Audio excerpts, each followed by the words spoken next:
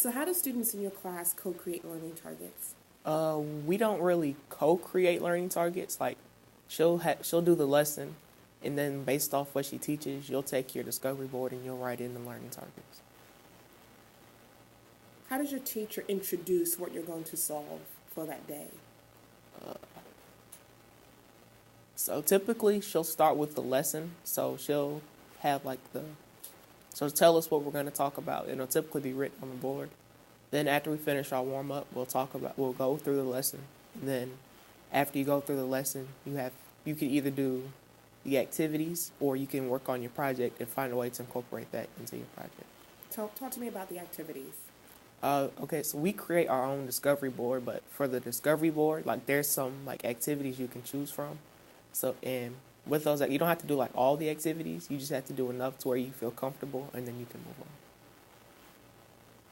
So when you say comfortable, you're saying that you're kind of self-assessing? Yeah. Okay. How do you come up with the ideas for solving these problems related to your learning targets? You mean like for the projects? Yes. Oh, for the projects, we'll get she'll tell us what the unit is about, and then like you can look it up, like the examples of this in the real world. So there's a real world context behind Yes. that connection. How do you guys work in small groups? How do small groups, or how are they formed in your class? You get to choose, but she advises us not to just work with our friends, work with somebody who's going to actually help you and do their work so that way you can have a good final product and it's turned in on time. How are you assessed through the process? So when she's doing her teaching, every day she'll give us like a warm up, or almost every day, and that's graded. And then you have the project, which is a major grade, and then you have at the end of the unit you have the test.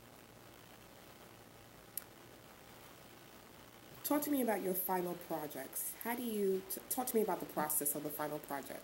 So with the final project, what you start with the learner, and then as she learns, you keep adding on to the project. So you'll find your topic, and then you'll find a way to incorporate what you're learning into your topic, and then you'll put together a presentation. Typically, they're done online, like a video or a website or a Powtoon, and then you turn the link in. Tell me your favorite project that you've done so far and why. My favorite was the probability project, because for mine, it was the last project one, and for mine, we did football. So, and I love football, and it was the probability of Tom Brady making it back to the Super Bowl. So you really got to like look up different stats and try to figure out the probability that he'll make it back to the Super Bowl.